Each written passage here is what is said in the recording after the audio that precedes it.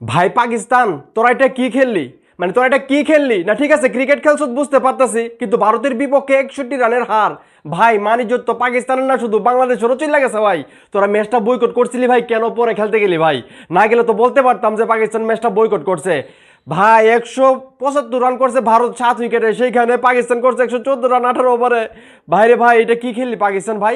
ভাই তোরা ম্যাচটা বয়কট করছিলি ঠিক আছিল, এখন তো শেষ, বাংলাদেশের মানিজ্য তো শেষ। আর বুলবুল ভাই আপনি কেন পাকিস্তান গেছিলেন? পাকিস্তানকে বোঝানোর জন্য, ম্যাচটা খেলার জন্য। আজকে যদি আপনি পাকিস্তান গিয়ে না বুঝাতেন, অবশ্য আপনার কোনো দোষ নাই, আইসিসি আপনাকে রিকোয়েস্ট করেছিল পাকিস্তান ক্রিকেট বোর্ডকে গিয়ে বোঝানোর জন্য, সেই জন্যই আপনি গিয়ে বুঝাইছেন, কিন্তু ভাই বুঝাই তো দিলেন বাসটা।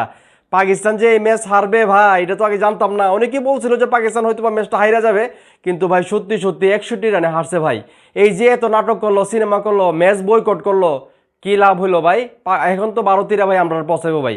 এই যে ভিডিও বানাইতেছি, এই ভিডিওতে আইসা যে কি কমেন্ট করবো ভারতের মানুষ, উইপার বাংলার মানুষ, এটা চিন্তা করি তো ভাই কষ্ট লাগতেছে।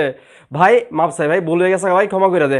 উইপার বাংলার যারা আমার ভিডিও দেখেন ভাই, ভারতের যারা আমার ভিডিও দেখেন ভাই, ক্ষমা করে দেন, মাফ করে দেন, আমার ভুল হয়ে গেছে। আমি আর পাকিস্তান ভারত ম্যাচ খেলে কথা বলতাম না ভাই, আমার ভুল হয়ে গেছে ভাই। এই যে পাকিস্তান এই ধরনের খেলা খেলবো ভাই, এটা আমি জীবনেও কল্পনা করছি না ভাই। কই 175 আর কই 114, 61 রানে হারছে।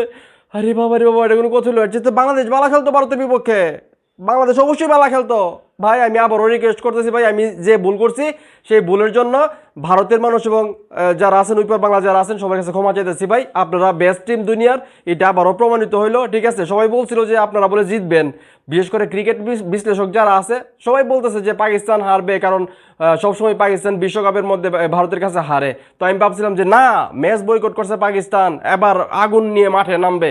ঠিক আছে, কিন্তু কই, আগুন তো পানি হয়ে গেল। আমি আর এই খেলাধুলা নিয়ে কথা বলতাম না ভাই, পাকিস্তানের খেলা নিয়ে আমি আর কথা বলতাম না, আর কথা বলতাম না ভাই, আমি ভিডিও নিয়ে শেষ করতেছি।